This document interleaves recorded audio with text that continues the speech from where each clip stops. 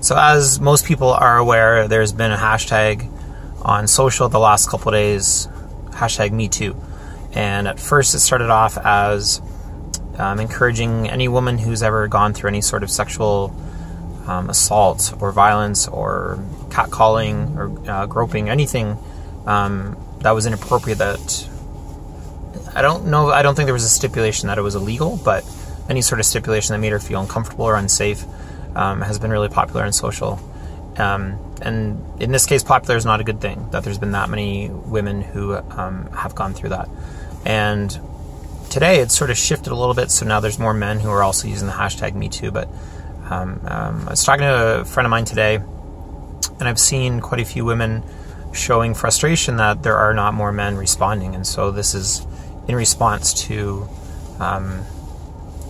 sort of that request from women saying, you know, what are men doing about this? Because I think a big part of feeling safe in space is where you're at, whether you're going for a walk at night, whether you're in a coffee shop, at the gym, wherever you are.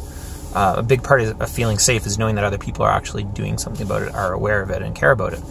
And so with my role being a motivational speaker in schools, what I'm doing about it is I feel like I have a big role in this because of my access to students and teachers and principals and parents.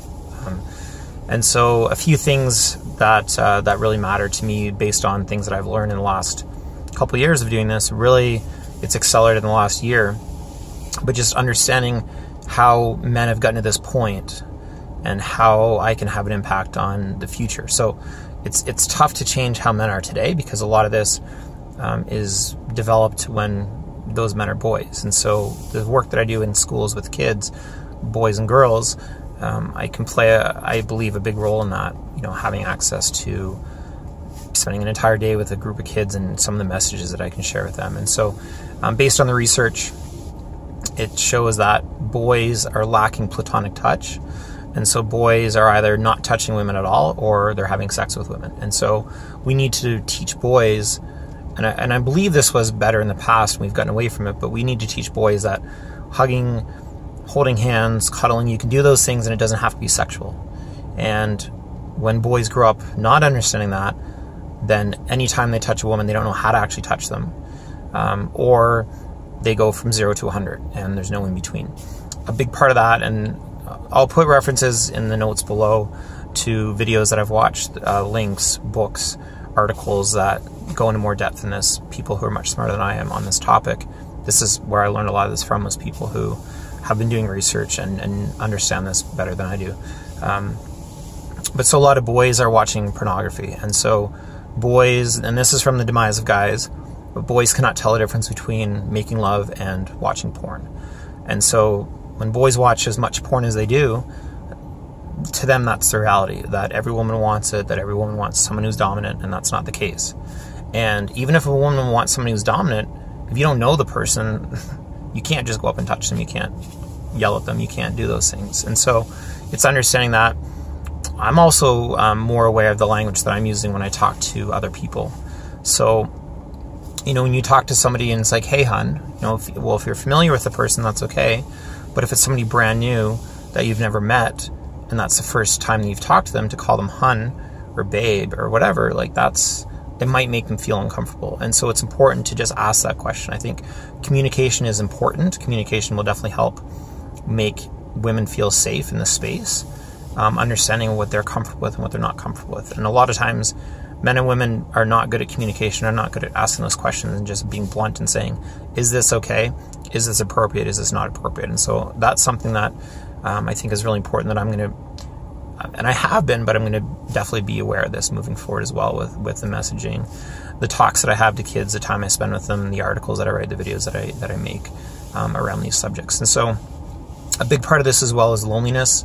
So a colleague of mine, Charlie Hone from the Recess Project, he's done TED Talks, he's worked with Tim Ferriss, just an incredibly intelligent, well-adapted, well-versed, done a lot of research in this area.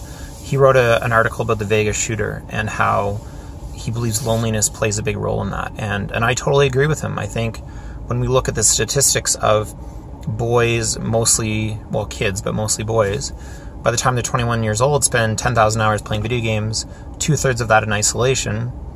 This is not good. This is not a good thing for us to be developing these future adults where they're just spending all this time alone.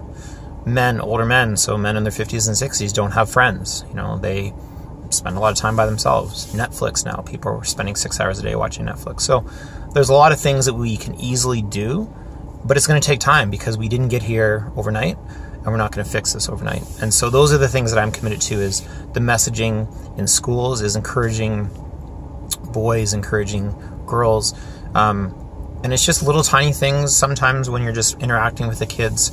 When a boy will make a comment, you know, you just correct them and say, hey, that's not cool, you can't say those things.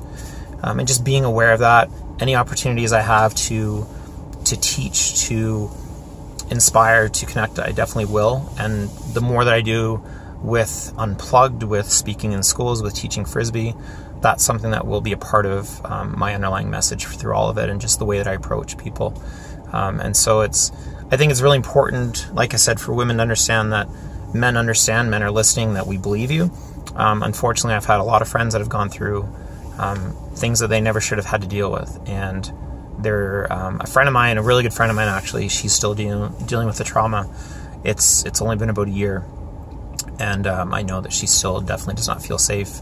So those are the things I'm committed to. Obviously, I'm not going to name names. I'm going to keep their identities private.